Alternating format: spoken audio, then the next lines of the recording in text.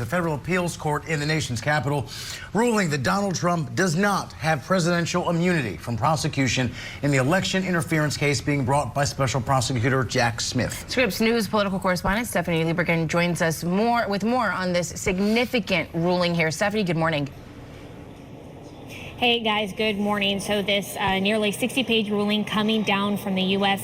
Appeals Court. Now this is affirming what was decided by the district court judge. That's Tanya Chutkan in that case, rejected the former president's claims of presidential immunity to avoid prosecution for any connection to the January 6th insurrection. Now in this ruling today, the appeals court says that the former president is a private citizen and should be treated as such. He has all of the options to defend himself just the same way any other private citizen would, but he does not have presidential immunity from any actions related to the January 6th insurrection. The court also notes that they considered his contention that is categorical immunity from all criminal liability for anything that he did as president. This appeals court ruling notes that contention that he is just immune from any sort of criminal prosecution, they say, is unsupported by precedent, history, or the text and structure of the Constitution. So that's what we've heard from some analysts saying the former president saying he is fully immune from prosecution doesn't coincide with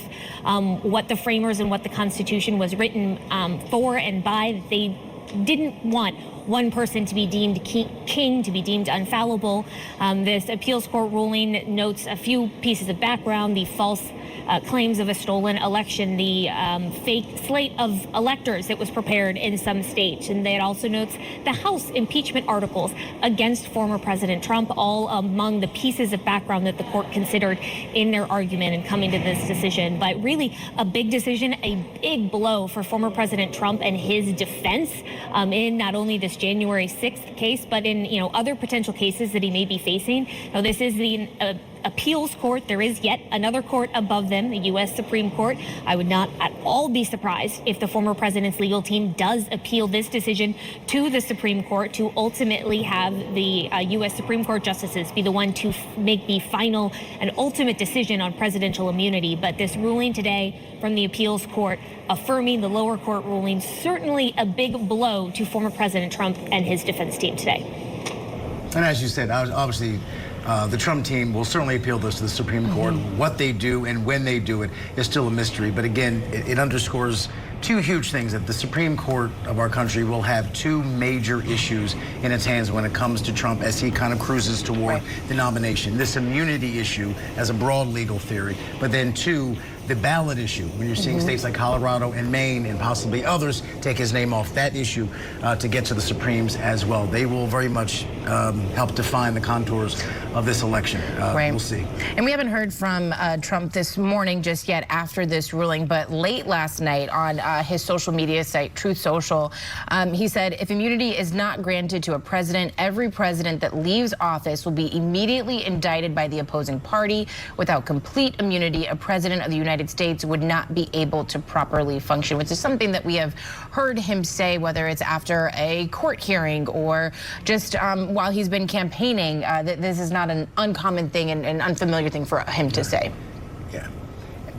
And Stephanie, that statement assumes that a president is going to that has immense legal troubles, right? And which not every president does, and certainly no the president's had this level ever or been indicted ever. So this is a particular situation. Just from your gut instincts as a reporter, how do you think this plays on Capitol Hill today? I would assume if you were a Trump loyalist when you woke up this morning, you will still be one after this ruling circulates today.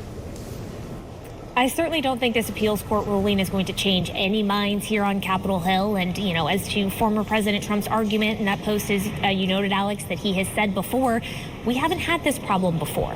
We haven't had this other presidents leave office and, then be hit with a bunch of indictments for criminal wrongdoing for things they did while they were in office. This is a problem that, former President Trump is the first one to really face this issue.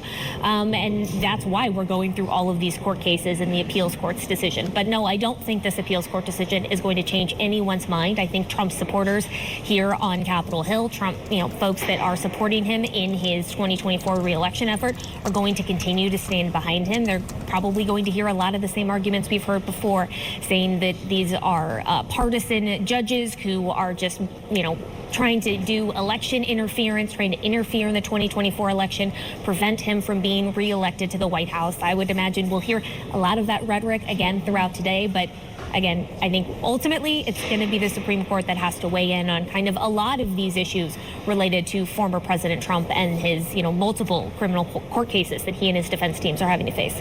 And as a reminder about how kind of interesting this theory became, there was that moment widely covered in the news media when one of Trump's lawyers kind of was asked the question, right. Well, what if the president ordered the murder of one of his political rivals? Are you saying that he would be immune from that because he was serving as president? And the lawyer pretty much said, yeah, unless he's impeached and convicted by Congress. Right. And that made a huge headline. People were like, so now we're saying the president can literally hire someone to murder someone and still be okay because he's in the Oval Office. So it's a very slippery legal theory. And this appeals court has now rejected it.